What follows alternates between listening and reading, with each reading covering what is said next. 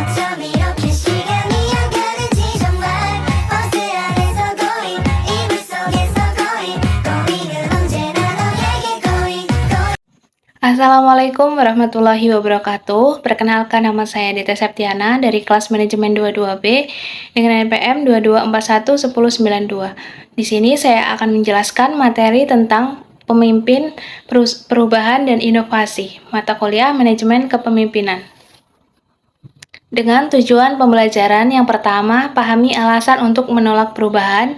Yang kedua, memahami proses psikologis yang terlibat dalam pembuat perubahan besar. Yang ketiga, memahami bagaimana mengembangkan visi yang menarik bagi organisasi, memahami bagaimana menerapkan perubahan besar dalam satu organisasi, memahami bagaimana pemimpin dapat meningkatkan pembelajaran dan inovasi.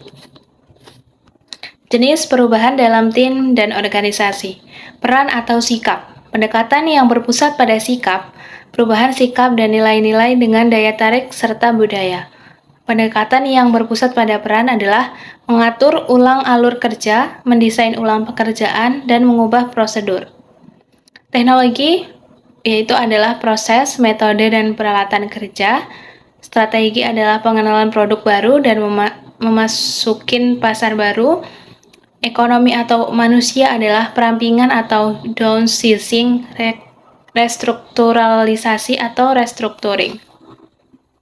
Selanjutnya adalah ubah proses. Tahapan dalam proses perubahan menurut model medal kekuatan Lewin tahun 1951 yang pertama adalah unfreezing. Sadarilah cara-cara lama dalam melakukan sesuatu tidak lagi memadai. Yang kedua adalah changing. Carilah cara-cara baru dalam melakukan sesuatu, pilih pendekatan yang menjanjikan. Yang ketiga adalah rephrasing, yaitu pendekatan baru dan ditetapkan. Adapun tahapan reaksi terhadap perubahan menurut Lazarus tahun 1991 dari posisi paling bawah adalah penyangkalan atau denial. Yang kedua amarah dan anger. Yang ketiga duka atau mourning, dan yang terakhir yang paling atas adalah adaptasi atau adaptation. Selanjutnya alasan menerima atau menolak perubahan. Perubahan yang diusulkan tidak diperlukan. Yang kedua, perubahan yang diusulkan tidak mungkin dilakukan.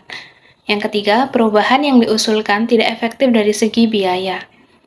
Yang keempat, perubahan tersebut akan menimbulkan kerugian pribadi. Yang kelima, perubahan yang diusulkan tidak sejalan dengan nilai-nilai. Yang keenam, memimpin atau pemimpin tidak dipercaya. Yang ketujuh, sinisme organisasi terhadap perubahan. Dan yang kedelapan adalah alasan alternatif untuk penolakan. Menerapkan perubahan, yang pertama, tentukan yang harus diubah. Yang kedua, memahami dinamika sistem. Yang keempat, tanggung jawab untuk menerapkan perubahan besar. Dan yang keempat, kecepatan dan urutan perubahan. Pedoman penerapan perubahan besar. Yang pertama, ciptakan rasa urgensi mengenai perlunya perubahan. Komunikasikan visi yang jelas tentang manfaat yang akan diperoleh. Identifikasi kemungkinan pendukung, penentang, dan alasan penolakan. Bangun koalisi yang luas untuk mendukung perubahan. Gunakan gugus tugas untuk memandu implementasi perubahan. Memberdayakan orang-orang yang kompeten untuk membantu merencanakan dan melaksanakan perubahan. Buat perubahan dramatis dan simbolis yang mempengaruhi pekerjaan. Mempersiapkan masyarakat untuk menghadapi perubahan dengan menjelaskan dampaknya terhadap mereka. Membantu orang mengatasi stres dan kesulitan akibat perubahan besar. Pantau kemajuan perubahan dan lakukan penyesuaian yang diperlukan.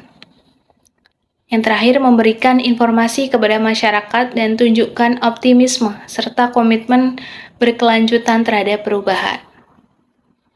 Selanjutnya, bagaimana visi mempengaruhi perubahan? Karakteristik yang diinginkan untuk sebuah visi. Sebuah visi diharuskan simpel dan realistik, menggambarkan masa depan yang diinginkan. Elements of a vision. Yang pertama, pernyataan nilai, slogan, tujuan strategis, tujuan proyek, dan penelitian tentang efek penglihatan. Selanjutnya ada pembelajaran dan inovasi kolektif.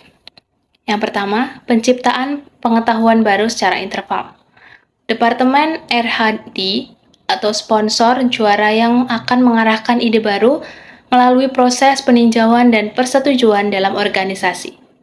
Proses sistematis untuk meninjau dan menilai ide baru. Kedua, peroleh pengetahuan baru secara eksternal, yaitu benchmarking atau ATM, amati, meniru, dan memodifikasi.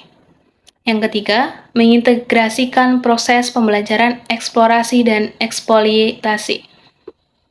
Eksplorasi melibatkan pembelajaran bagaimana melakukan perbaikan terhadap produk maupun layanan yang ada.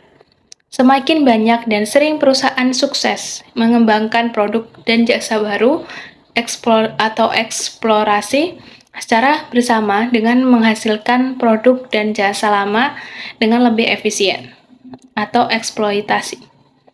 Yang keempat, difusi dan penerapan pengetahuan. Proses di mana pengetahuan, ide, atau inovasi disebarkan dari satu individu atau kelompok ke individu atau kelompok lainnya. Seminar dan workshop dapat menjadi alat untuk menyebarkan suatu pengetahuan baru di suatu perusahaan. Yang terakhir, organisasi pembelajaran. Mungkin itu saja yang dapat saya sampaikan. Kurang dan lebihnya saya mohon maaf. Saya akhiri. Wassalamualaikum warahmatullahi wabarakatuh.